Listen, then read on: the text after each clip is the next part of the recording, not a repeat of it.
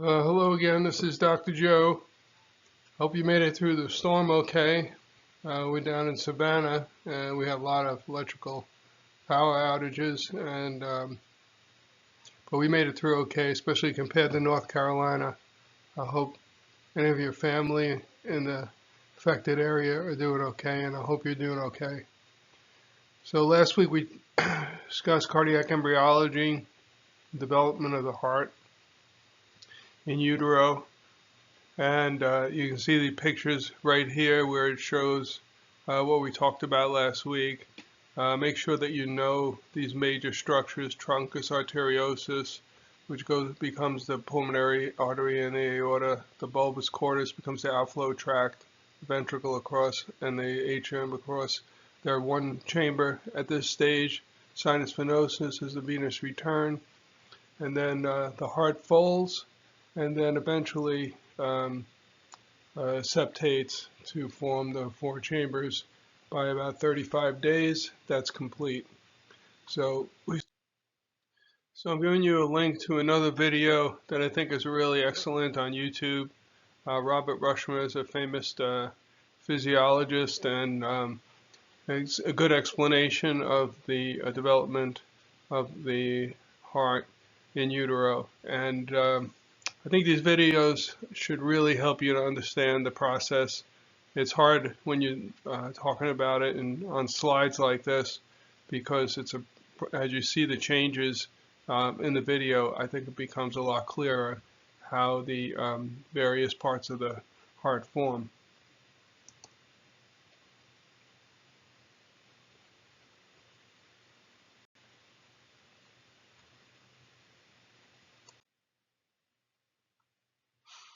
So last week we talked about the timing, and you should be familiar with most of this now.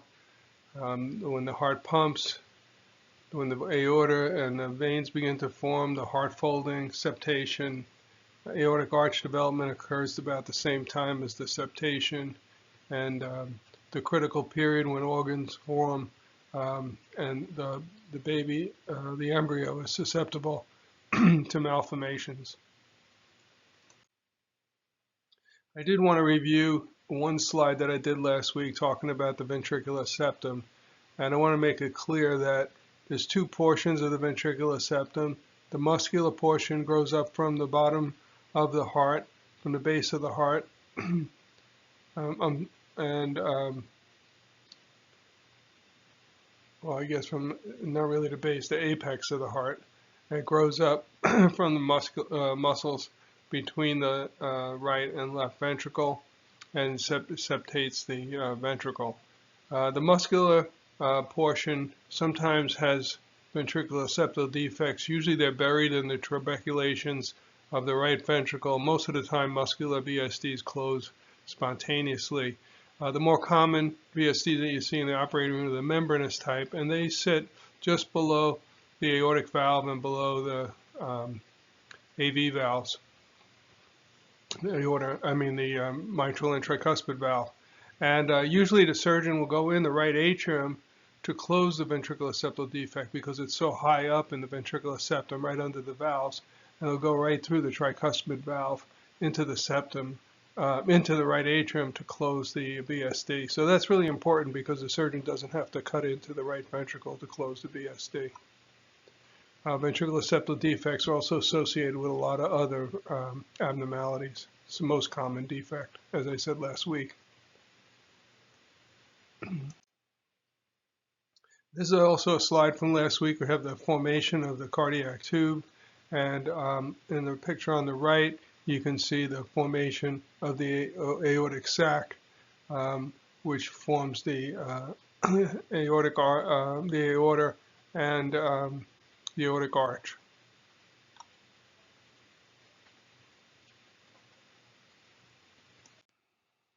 So initially there are 6 pairs of aortic arches.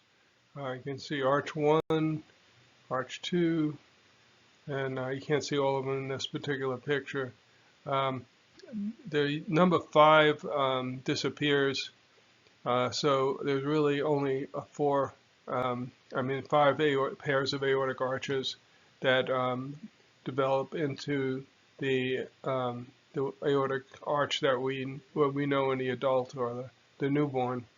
So we're going to go through the steps some of these archers go through in order to end up in their final stage. This slide shows all the aortic arches, number 1, number 2, number 3, number 4, and number 6. And this is the right dorsal aorta, the left dorsal aorta. The right dorsal aorta moves up and becomes the head vessels and also the proximal portion of the ascending aorta. You'll see that in the next slide. And then the number 6 moves up and becomes a connection between the two of these, between the bottom here and the top up here. We'll show that. And the pulmonary arteries come off number 6.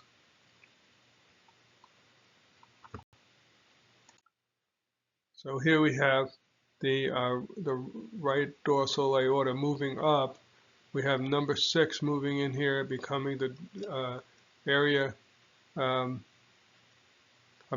4 comes up, becomes the area between the transverse aorta and the subclavian, between the left common carotid and the subclavian. And number 6 forms the ductus arteriosus, which comes from the pulmonary artery over to the aorta. So the most important parts are the movement of the right dorsal aorta up, forming the carotid arteries and the innominate and carotid arteries. And then number 4 forming this small area between, this is normally where you have interrupted aortic arch right here, number 4. If that doesn't go into that space completely, it doesn't grow completely in that space, that's interrupted aortic arch, the most common type. And then the ductus arteriosus, of course, closes after birth and becomes a ligamentum arteriosus, and that comes from number 6. So those are the most important ones to know.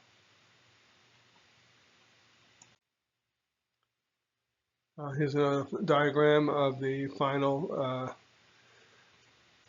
aortic arch, and you can see the ductus arteriosus here and the pulmonary arteries connected to the pulmonary. Here's the main pulmonary artery, pulmonary trunk here, and everything else looks normal.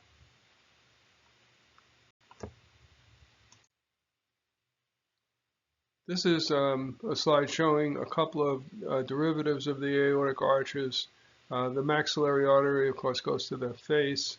The hyoid and strepedal arteries are very small arteries. You don't have to be concerned with them. The hyoid artery, I think, disappears.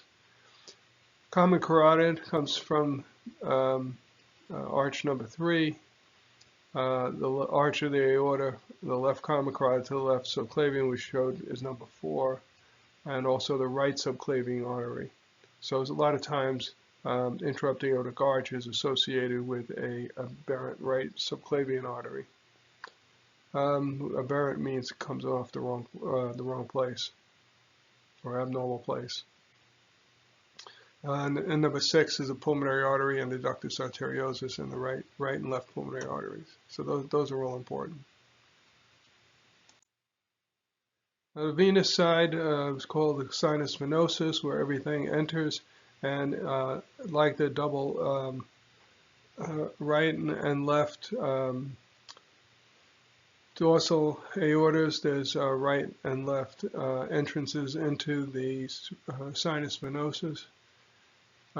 Each one has a number of veins going into it, which is symmetrical on each side. We have the anterior cardinal vein, posterior cardinal vein, umbilical vein, vitelline vein, and then the same thing on the other side. Eventually, this side, the left side, decreases in size and becomes, part of it becomes this big vein that goes behind the heart called the vein of Marshall or the oblique vein, and that drains into the coronary sinus.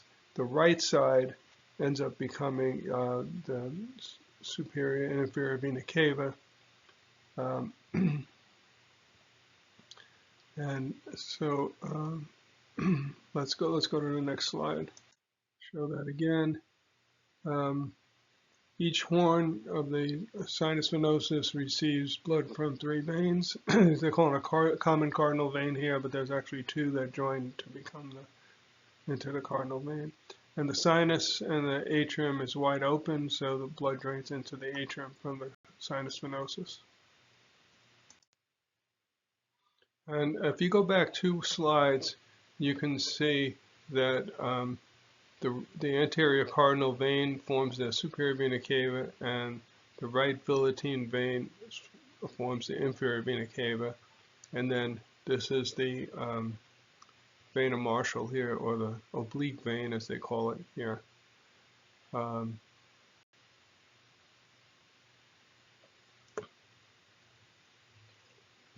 All that remains of the left sinus horn is the oblique vein of the left atrium.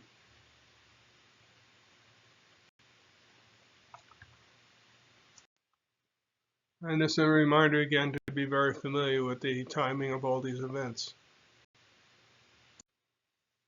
Okay, now I'm going to review fetal circulation. The blood, oxygenated blood from the mother comes from her placenta into the umbilical vein, into the inferior vena cava, and then bypasses the liver, most of it, with the ductus venosus vessel. About 1/3 goes across into the right atrium and across the patent foraminal valley to the left atrium, and that gets injected out the left ventricle into the ascending aorta, and that oxygenated blood perfuses the brain and the myocardium.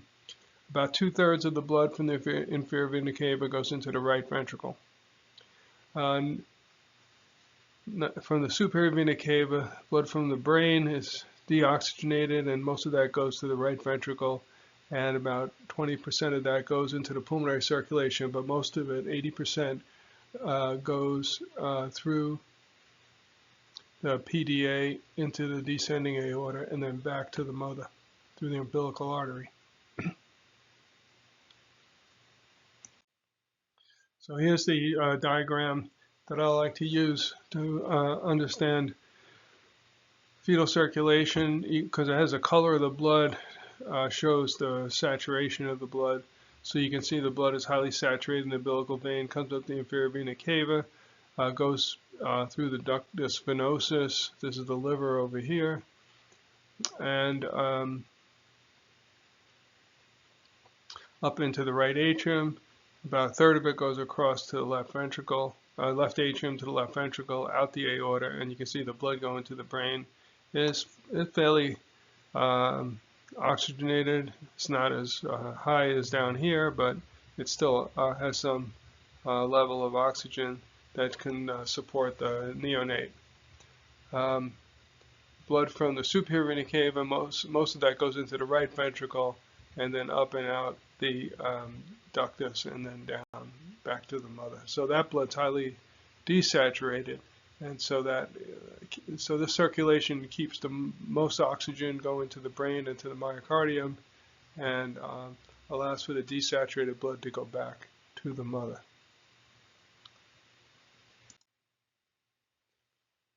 So the right ventricle does a lot more work than the left ventricle. When the neonate is born, both ventricles are approximately the same size and muscularity, and the right ventricle is doing a lot of work in fetal circulation. It takes up about 2/3 of the flow. The left ventricle is better oxygenated and has higher glucose. The blood in the left ventricle is better oxygenated, and that perfuses the upper circulation. But the PO2 is a whopping 28 to 30 millimeters of mercury. The right ventricle perfuses the lower circulation, and the lower O2 sat goes back to the placenta through the PDA, and the PO2 there is about 20 to 22 millimeters of mercury. So you can see that the neonate is existing at a very low oxygen level.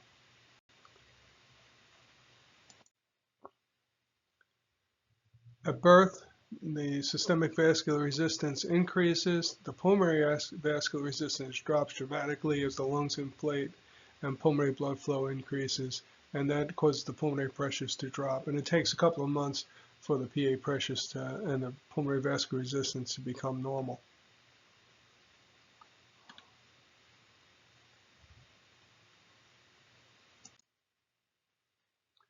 And this was called persistent fetal circulation. Sometimes patients go on ECMO because of this. Um, so this is caused by very high pulmonary vascular resistance. If the pulmonary vascular resistance doesn't decrease after birth, then the back pressure from the pulmonary artery keeps the PDA open and blood shunts across the PDA into the aortic arch. And also back pressure from the right ventricle keeps the right atrial pressure high, so the foraminal valley remains patent, and venous blood will go over to the left side. So you have venous blood mixing, you have a right to left shunt in two places, causing severe systemic desaturation of the blood.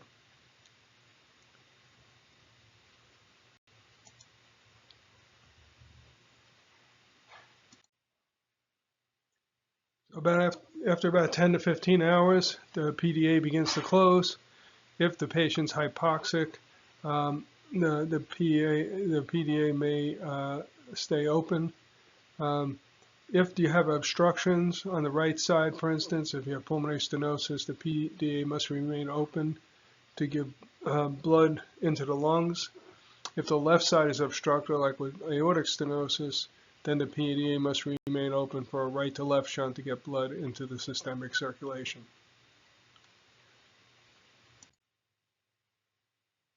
So pulmonary vascular resistance decreases, takes about 3 months to reach the adult level of pulmonary vascular resistance. If for some reason blood flow is increased in the lungs, then that slows, it causes an increased amount of smooth muscle to occur in the pulmonary arterioles, and that can cause a fixed pulmonary vascular resistance. And that's what happens with patients that have VSDs. They have a left to right shunt, because the pressure on the left ventricle is much higher than the right ventricle, so the blood flows from left ventricle to right ventricle and then out, over circulates the lungs, and over a period of time, smooth muscle will develop in the lungs to try and reduce the pulmonary blood flow, and that could cause a fixed amount of pulmonary vascular resistance, which cannot be reduced with any medications.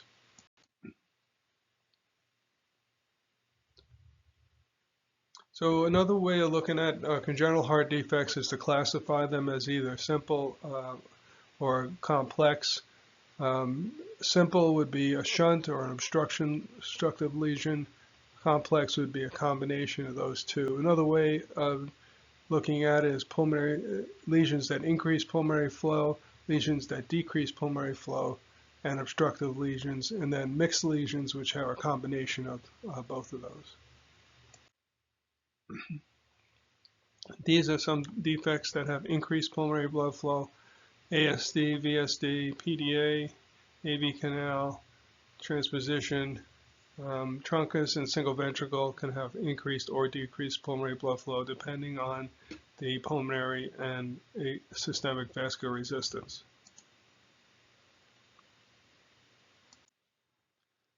So examples of decreased pulmonary blood flow: tetralogy, pulmonary atresia, tricuspid atresia, Epstein's anomaly, and then truncus and single ventricle can have either increased or decreased pulmonary blood flow. And here's some examples of obstructive lesions.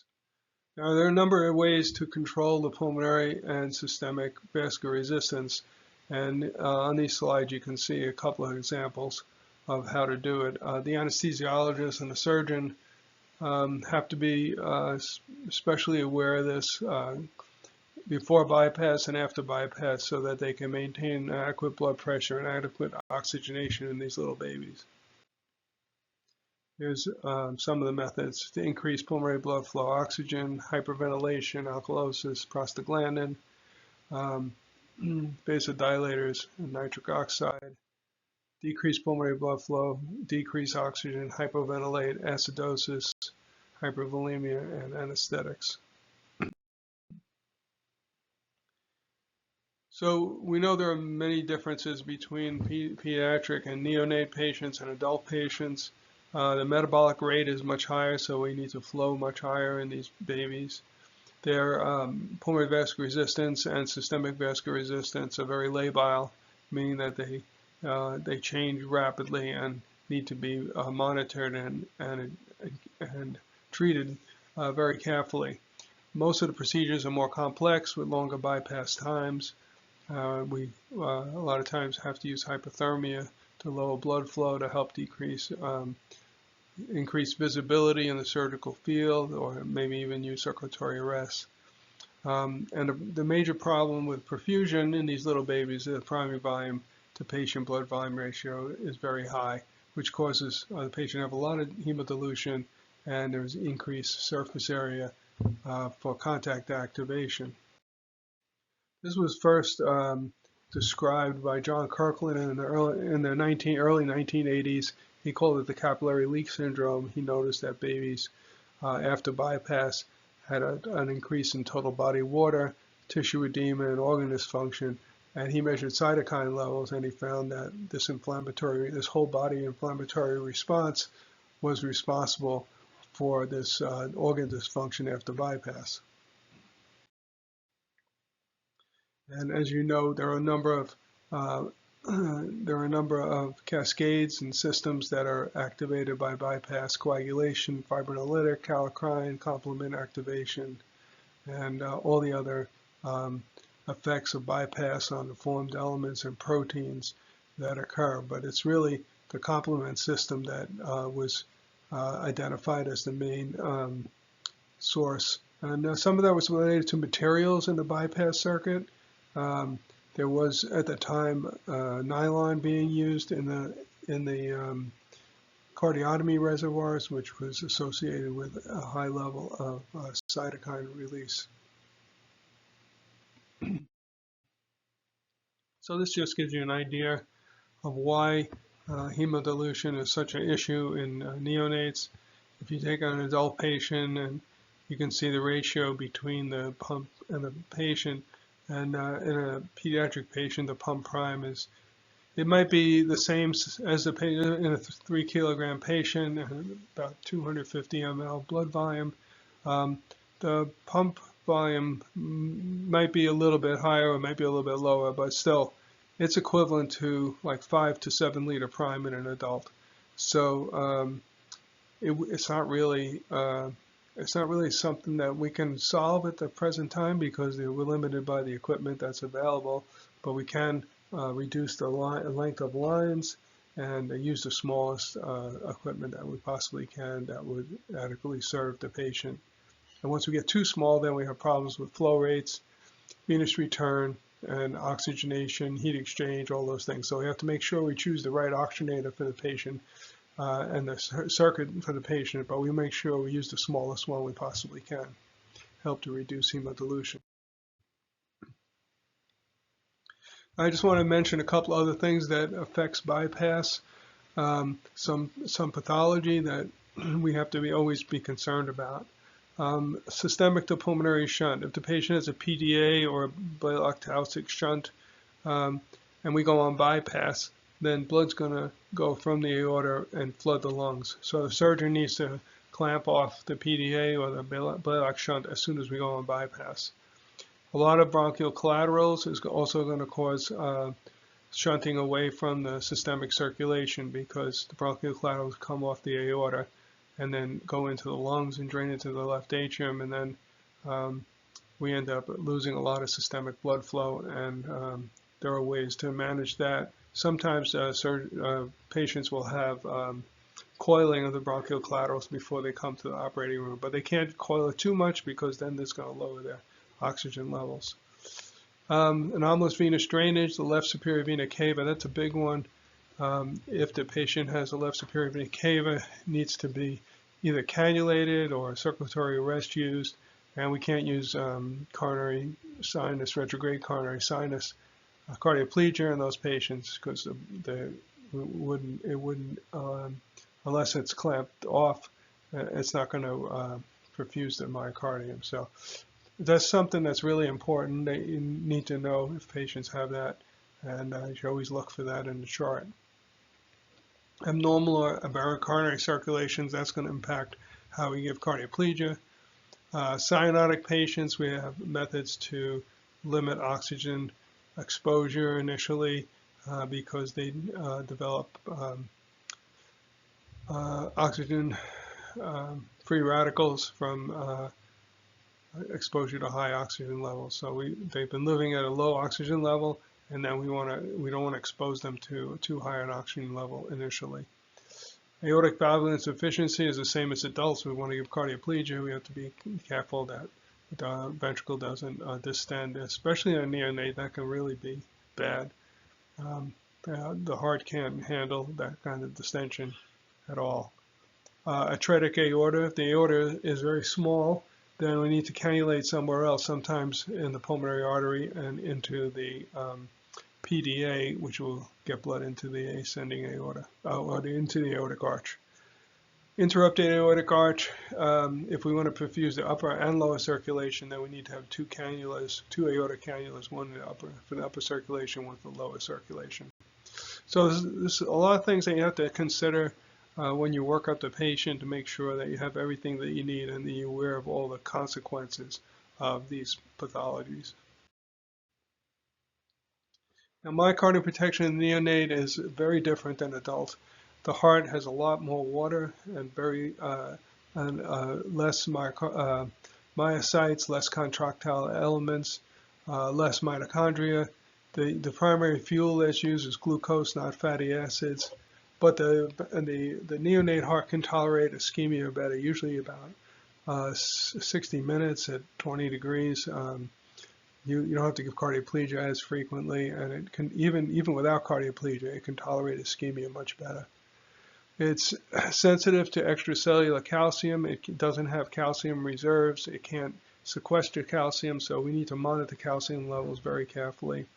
Has very limited contractile reserve. In other words, it can't really increase its ejection fraction much.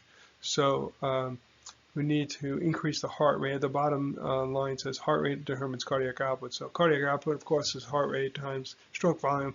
Stroke volume we can't really increase, so the heart rate is what needs to be increased. And because it can't increase the stroke volume, it's more susceptible to preload and afterload changes. So all those things are much different in a neonate than in an adult.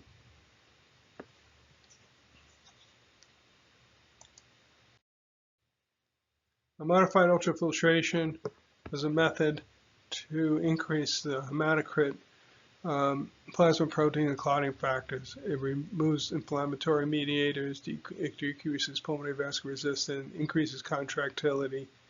But we have to be careful that if we're drawing blood off the aorta, that we don't create hemodynamic instability. And also, if we create negative pressure, we might entrain air into our circuit. So it has some pluses and it has some minuses. And since it first started being used in the 1990s, circuits have been getting smaller and smaller, and some places have now abandoned modified ultrafiltration. But I still think the majority of centers use it. They definitely use ultrafiltration during bypass, but I'll show you some statistics in a minute. So it is an evidence-based medicine. It's a class 2B3 suggestion for modified ultrafiltration is beneficial in blood conservation for pediatrics, but not adults. And basically, this is what it claims. This is what I said before. This survey in 2011, I know it's a little bit old, but just give you an idea of how frequently a modified ultrafiltration is used. AB muff is 69% in North America, and some people use BB muff 8%. Post-bypass, people take the circuit and hemoconcentrate it down 21%, and pre-bypass 50% hemoconcentrate the circuit, usually to remove potassium from the bank blood. Bank blood is high in potassium, so if you use a saline solution and wash the blood, then you can get the potassium down in the prime. So when you go on bypass, the patient doesn't arrest. It's not as frequent in other places, but just to give you an idea, of how frequently modified ultrafiltration is being used. So I was very fortunate in the 1990s that when I was working in New York at Columbia Presbyterian Hospital, Martin Elliott came to speak. He's one of the authors of this paper from 1991. He talked about modified ultrafiltration. I didn't really understand what it was right away. It took me a while, but it really had a large impact on neonates. Now at that time, priming volumes for pediatric circuits were probably 500, 600 mLs, about double what they are today, or about double what the patient's blood volume was. So there was a really big impact on neonates. But modified ultrafiltration reduced ventilation time, ICU stay, and post-op days dramatically. And so it was adopted widely around the world as a method to kind of reverse the hemodilution that occurs on bypass. And I was fortunate to visit Great Ormond Street Hospital in London when they were doing these studies on modified ultrafiltration. This is where Martin Elliott was a surgeon, and he's retired now. But they were doing pressure volume loops, which shows the contractility of the left ventricle. And the one at the top is at the beginning of modified ultrafiltration, and then this is at the end of modified ultrafiltration. And you can see that the contractility is much better here, as evidenced by this line in the middle of these pressure volume curves.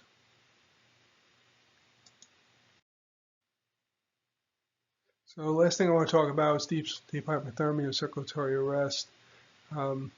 So hypothermia and circulatory arrest is necessary for the really complex pediatric patients. And most of the time it's because the blood vessels involved include the aortic arch, which feeds blood flow to the brain, and that has to be interrupted for a period of time to do the repair. Now, circulatory arrest was really popular at Boston Children's Hospital and Children's Hospital of Philadelphia for many years. They used it on every single patient, ASDs, VSDs, didn't matter. Everybody had circulatory arrest. They were trying to limit the amount of time on bypass. So they would cool the patient down for about 10 minutes and then turn the pump off, and then the perfusionist would actually leave the room. In Boston Children's Hospital, I went there to see cases at the time, and then they call them back in the room to warm the patient back up, and that limited the amount of time on bypass. But they found that patients had a significant amount of postoperative neurological defects, and so circulatory arrest started to get researched. There was a number of studies that compared circulatory arrest to low flow and randomized patients, and turned out that circulatory arrest was a lot worse for those patients. So if you look at this slide, usually it's considered circulatory arrest as being safe at 20 degrees for about 40 minutes. And this is the probability of neurological abnormality at 1 year.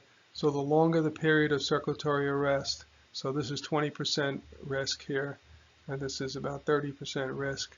And depending on the type, this is VSD, this is patients that without a VSD. IVS is intact ventricular septum. But it's basically the curve here that you're looking at, which shows increase in neurological injury as time goes on. And it's generally accepted about 40 minutes is a safe period of time at 20 degrees.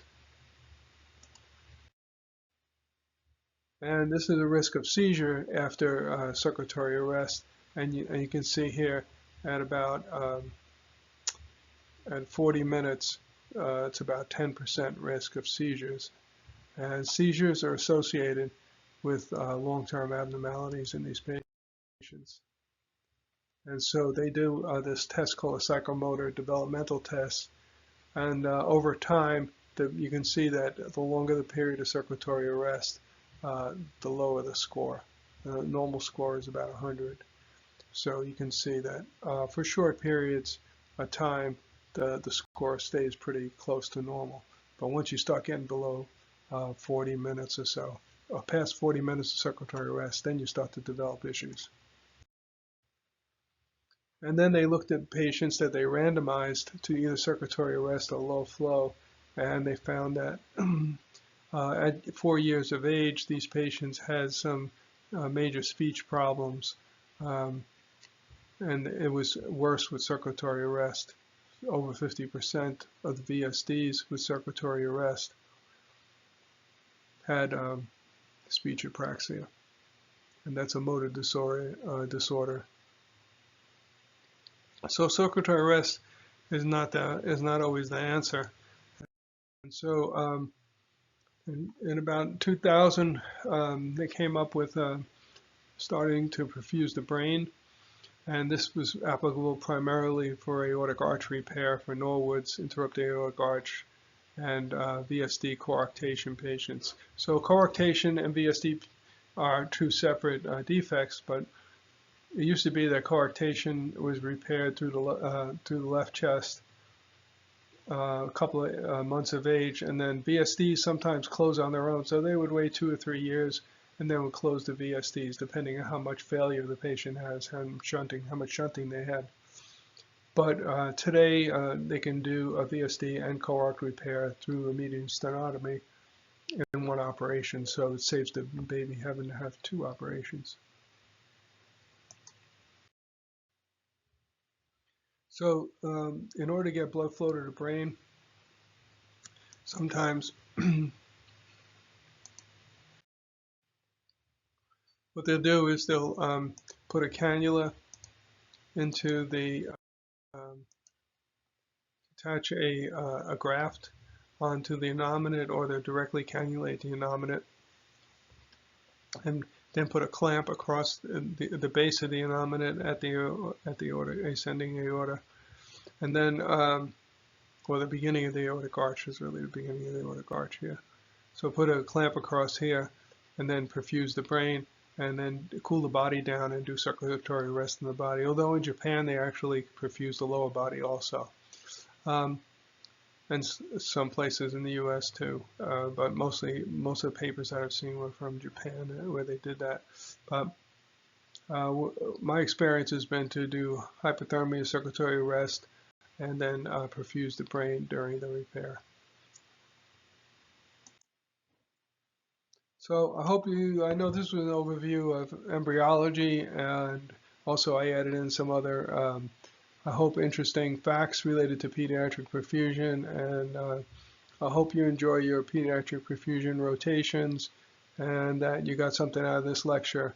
And that I always do at the end of the lecture, what did we learn today, to kind of review it, and you can't do it, of course, in a recording, but I always like to think back of what were the most important things that I learned from the lecture that I can apply when I go to the operating room, or that I need to know as a perfusionist to keep in my back pocket in case someday I need to have that information to take care of a patient. So good luck in your perfusion careers, and thank you for letting me present this to you.